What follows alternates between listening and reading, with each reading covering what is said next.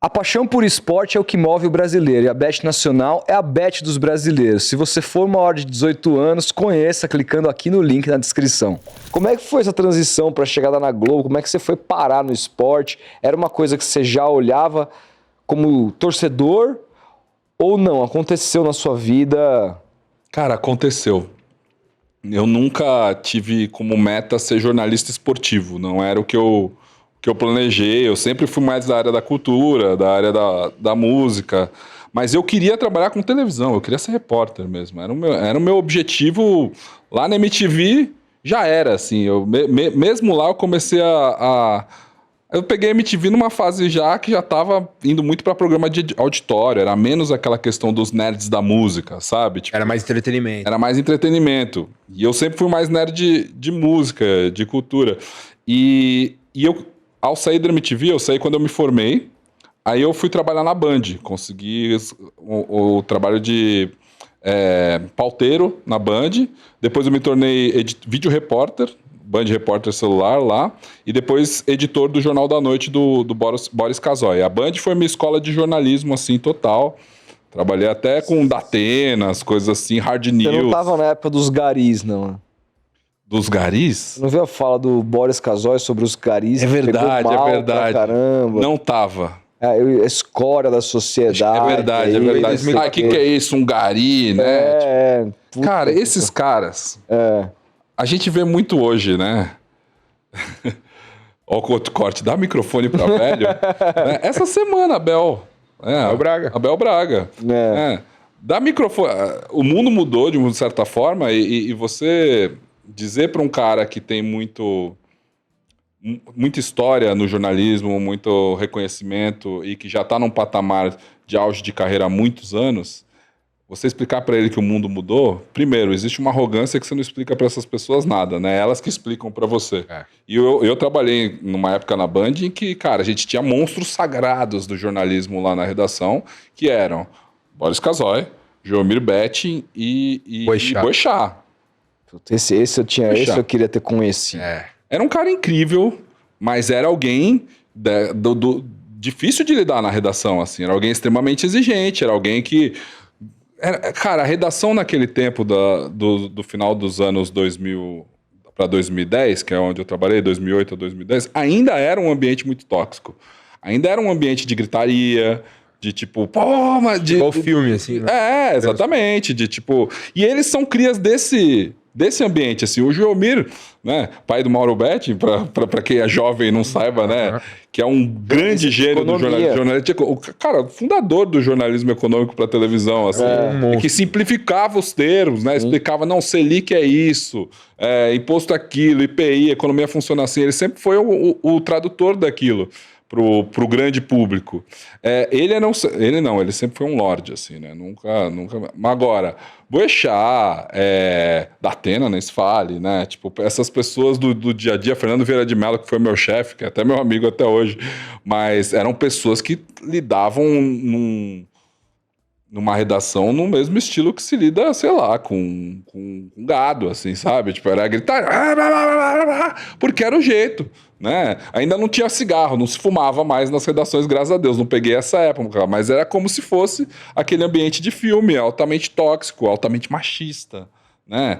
Era um ambiente pesado e a cobrança era assim. E a gente entendia naquela época que, não, eu tô aprendendo, né? É uma oportunidade de estar aqui, de aprender com os melhores. Então, assim, o Boechat era alguém com opiniões maravilhosas, era uma pessoa incrível, assim. Mas no trato da redação, havia momentos em que existiam, tipo, cara... Ultrapassava um pouco. Existia bullying, né? Bullying, cara, era tradicional. E a redação era quase como uma escola. Por quê? Redação, a gente trabalhava segunda, sexta, sábado, todo feriado, era um plantão, não sei o que lá, e era hard news, então era tudo é para ontem, né? Eu sempre brinco, depois que eu fui para o mundo corporativo, nós que somos de jornalismo, cara, a gente vive em outro ritmo, a gente vive muito mais acelerado do que essa galera. Eu passei 12 anos trabalhando em TV. o ritmo que você trabalha em TV é um ritmo de 300%, que é tudo para 7h30 da noite, quando começa o Jornal da Band, no caso. Ou 8h30, quando começa o Jornal Nacional. Ou até que horas, que é o deadline do seu jornal. Você precisa... Se não tiver, é VT bom, é VT que vai pro ar, velho. Não é VT que você fica lá burinando, ou fica buscando, sei lá o quê, pensando em informação. Não. É tudo para ontem. E a cobrança vai de acordo com a sua hierarquia, né? O chefe cobra do chefe bastante, o outro cobra maior, mais, e a corda sempre estoura pro mais fraco. Era assim, sempre foi. Então, eu vivi isso na Band, e aí em 2010, 2011, na verdade, eu prestei o Passaporte Sport TV, que era uma oportunidade que surgiu lá no Sport TV, acho que vocês já tiveram outros, meus amigos já tiveram aqui, que era a oportunidade de você ser correspondente internacional na Globo, né, com... recém-formado, né? Com pouco tempo de carreira, que era uma lógica absurda, porque invertia a história da carreira jornalística, te colocava para começar onde seria o auge da profissão. O auge da profissão era você, fica um monte de tempo fazendo buraco de rua, aí você faz, sei lá, política, aí você faz coisas mais legais, aí você faz shows, aí um dia, matérias especiais, daqui a pouco um dia você tá lá... Um dia você vira correspondente. A Torre Eiffel de fundo. Assim. Um dia você vira Isis Camparinho. E o Passaporte Sport TV, projeto maravilhoso do Raul Costa Júnior, que era o diretor do canal, a quem eu sou grato até hoje também, invertia isso. Por quê? Porque o Sport TV era um canal extremamente carioca, né, que eles identificaram isso, e eles precisavam dar uma oxigenada no canal. Então, quando ele entrou, acho que foi, sei lá, 2008, 2009, o Raul, eles começaram a mexer em toda a programação, e era um momento maravilhoso para se trabalhar com esporte no Brasil.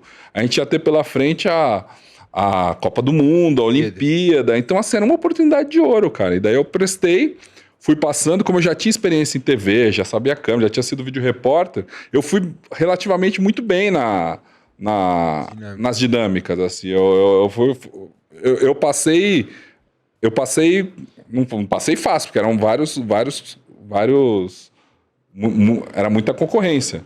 Mas eu passei lá, e eu já era da segunda turma, né? 2010 eu fui da turma que teve várias pessoas legais, como o Guido Nunes, Rafael De Angeli, que tá lá, o Thiago Crespo, o Henrique Guidi, que passou aqui, Domitila Becker, que tá lá no UOL, e vários outros que continuaram lá, e o pessoal que saiu, a Priscila, que tá lá no Rio de Janeiro também. Hayborn? Não, ela não. Ela não? Não, ela é mais... Ela não foi passaporte, não. Não. Mas... Enfim, foi assim que eu cheguei no esporte. Não foi... E eu falei na minha entrevista, cara, eu nunca trabalhei com esporte diretamente, mas gosto, sou paulino, acompanho. E eles queriam justamente pessoas também que não fossem da bolha do esporte, assim, que pudessem abrir o canal para ter outros tipos de visões, de conteúdo, assim. Pelo menos foi isso que venderam pra gente na hora da contratação. E aí a gente foi contratado em julho de 2011. E da primeira edição eles tiveram uma experiência ruim porque o pessoal que eles contrataram, entre eles até hoje tem lá o Felipe Santana, o Felipe Brizola, o Anselmo Caparica, são pessoas da primeira turma, né? Eles tiveram muito pouco tempo de treinamento até serem enviados a ser correspondente. E eles cobriram a Copa de 2010 viajando pelo mundo. A gente foi contratado para cobrir a Olimpíada de 2012 como correspondentes em vários lugares do mundo. E aí eles reformularam o projeto para a gente ter um tempo maior de treinamento e chegar na correspondência mais bem preparado. E aí a gente ficou 6 meses no Rio de Janeiro. Seria um projeto de baixar um pouco o custo? Porque se você vai precisar, você vai ter uma estrutura de um monte de gente ao redor do mundo, com jornalistas experientes, que já ganham mais que todo mundo, custam tanto. Se você pega um monte de moleque, que o sonho do cara é chegar na Globo, o sonho do cara é ser correspondente, você diminui em 99% esse custo. Mais que isso, você vai pegar um moleque sangue no zóio, que vai fazer de tudo. Os caras sérios. Não, é genial. É genial. Só que assim, para nós, moleques, a gente foi morar no Rio de Janeiro, na Barra, lá no PP, na barraca do PP, lá, posto sei lá qual... E durante 6 meses, o nosso trabalho era assim, de manhã vai ter palestra com o William Bonner aqui, depois vocês vão conhecer o Projac, e depois vocês vão ter um treinamento de câmera com o Paulo Zero lá, sabe? Tipo, o marido da Sona Bride. Você fala, meu... era absurdo. Foram 6 meses disso, assim, sabe? Era um projeto de trainee de jornalismo. E aí a gente passou. Agora vocês vão passar a semana na Globo News, você vai passar a semana no Tá na Área, você vai no Sport TV News, você vai acompanhar a semana do Jornal Nacional. E, cara, era um sonho. Era um sonho. Então foi maravilhoso. Todos nós ficamos muito amigos durante esse período, que era uma coisa muito legal, porque não tinha competição também. E todos são meus amigos até hoje. Assim, a gente ainda tem um grupo lá dos passaportes e também do pessoal que ficou de repórter. Mas era com certeza um negócio para baixar custo e era um negócio que não era muito planejado também. Eu lembro que as escolhas dos países, assim, por exemplo, eu fui para o Marrocos e eles entendiam, num puro achismo, que o Marrocos seria mais perigoso, tal. Então eles mandaram 2 pessoas, eu e o Thiago Crespo para o Marrocos, o Guido Nunes e o Rafael De Angeli para a Rússia. Acho que o Guido contou isso aqui para vocês, né? E não era que eles tiveram uma pesquisa assim dos países. Eles falaram, a gente precisa de alguém da África. Onde deve ser legal na África? Marrocos já foi pra Copa. Marrocos tem... Manda pro Marrocos. Onde Marrocos? Sei lá, o que você sabe no Marrocos? Sei lá. Casablanca? Manda pra Casablanca. Aí mandaram eu e o Crespo lá pra Casablanca. Chegamos em Casablanca, cara, não tinha nada na cidade. A cidade era uma bagunça, não sei o que lá. A gente foi na primeira semana de janeiro, antes de todo mundo, porque não precisava de visto, sei lá o quê. Mas a gente vai ficar mais de 3 meses aqui, acho que vai melhor ver o visto. É só sair e voltar.